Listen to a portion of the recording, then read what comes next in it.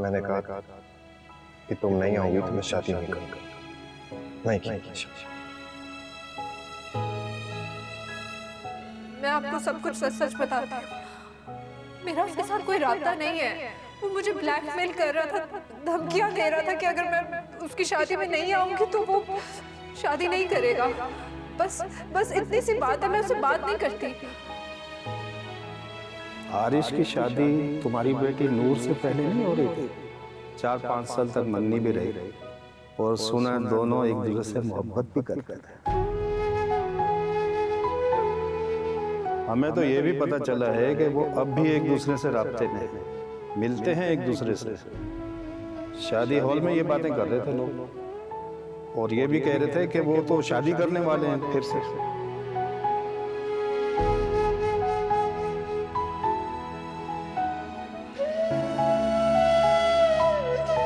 यार मैंने सच सिर्फ इसलिए नहीं बताया क्योंकि मैं डर रही थी कि कोई तमाशा ना खड़ा हो जाए। मैं बस ये चाहती थी कि आरिश की शादी किसी भी तरह आराम से हो जाए, कोई रुकावट ना हो।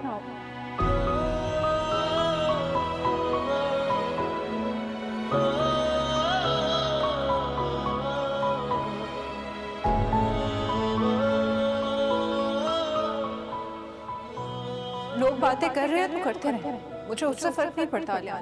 मुझे तो हैरत हो रही है कि आप मुझ पर नहीं बल्कि किसी दूसरे बंदे पर यकीन कर रहे हैं।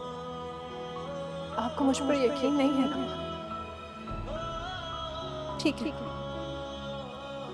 इससे ज्यादा वजाहतें नहीं दूंगी आपको।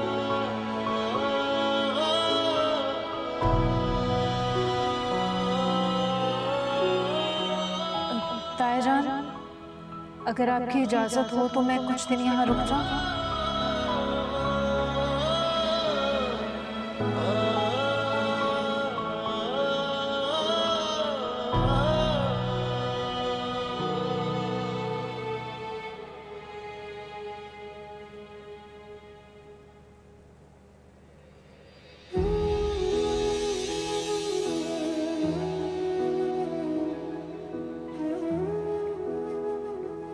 शादी पर नहीं आओगे तो शादी नहीं करेगा? ये धमकी दे रहा था वो तुम्हें? तो ये बात तुमने मुझे पहले क्यों नहीं बताई? मैं बताता हूँ कि तुमने ये बात क्यों छुपाई मुझसे। क्योंकि तुम्हारे दिल में खोट है।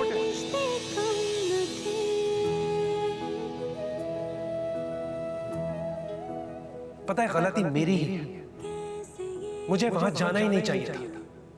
नहीं जाता ना तो तुम्हारी वजह से 2% के लोगों की बकवास नहीं सुननी पड़ती मुझे। मेरा पस नहीं चला था कि मैं उस शख्स का खून कर दूं। मुश्किल कहाँ थी यूं रास्ते, अपनों में ना थी यूं फासले, हसरत ही रही हमको कभी तो वो हाल दिल जानते। ओ माहिया ये दर्द बांट ले, ऐसी भी है क्या